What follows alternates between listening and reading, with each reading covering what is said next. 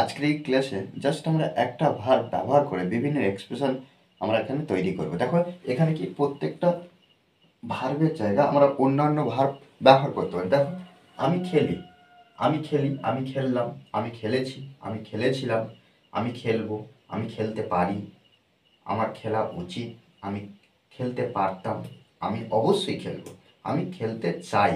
দেখো এই যে ভার্বগুলো আমরা পরিবর্তন করতে পারি। এখানে ডু ভার্ব ব্যবহার করতে পারি। কি আমি করি, আমি করলাম, আমি করেছি, আমি করেছিলাম, আমি করব, আমি করতে পারি, আমি এখানে আমার করা উচিত, আমি করতে পারতাম, আমি অবশ্যই করব, আমি করতে চাই।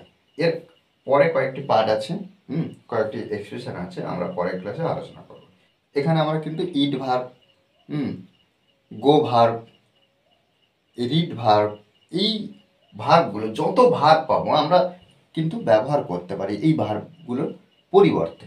দেখো আমি খেলি, আই প্লে, এটা কিন্তু V1 প্রেজেন্ট ইনডেফিনিট। হ্যাঁ, প্রেজেন্ট ইনডেফিনিট টেন্সে আমরা এটা ব্যবহার করলাম, আই প্লে।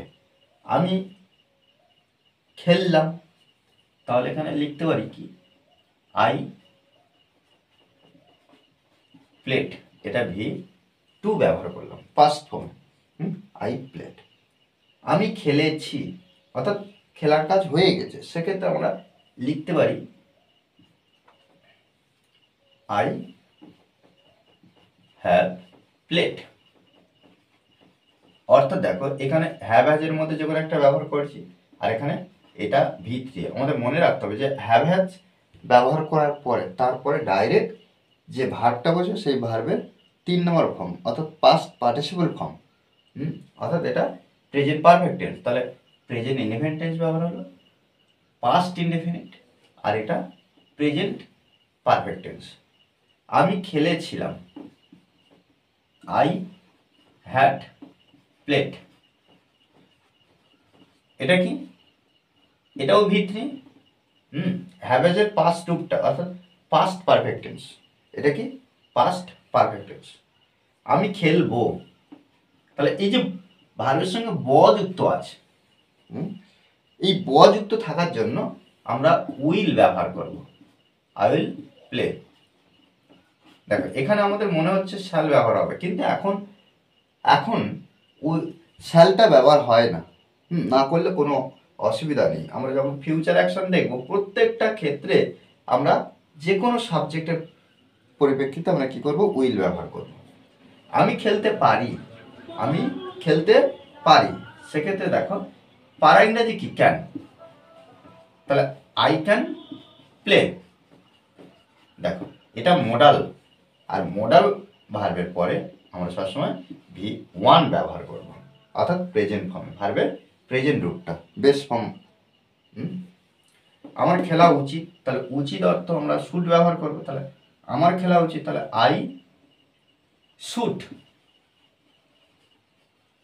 প্লে। ওকে, আমি খেলতে পারতাম, এখানে পারি আর এখানে পারতাম, জাস্ট এই যে ক্যানের পরিবর্তে আমরা কি করব, পারতাম could, I could play, I could play. আমি অবশ্যই খেলবো, তাহলে এখানে আই মাস্ট প্লে। ওকে, আমি খেলতে চাই, আমি খেলতে চাই, এক্ষেত্রে আমরা কি করব, I would like to play. Okay, I would like to play, আমি খেলতে চাই।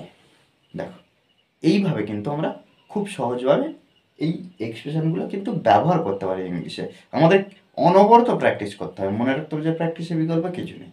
ওকে, আর এই ক্লাসটি যদি ভালো লাগে অবশ্যই লাইক করবেন স্যার, আর যারা এখনো পর্যন্ত এই চ্যানেলটি সাবস্ক্রাইব করেননি তারা অবশ্যই চ্যানেলটি সাবস্ক্রাইব করে পাশে থাকবেন। Okay, thanks for watching this video.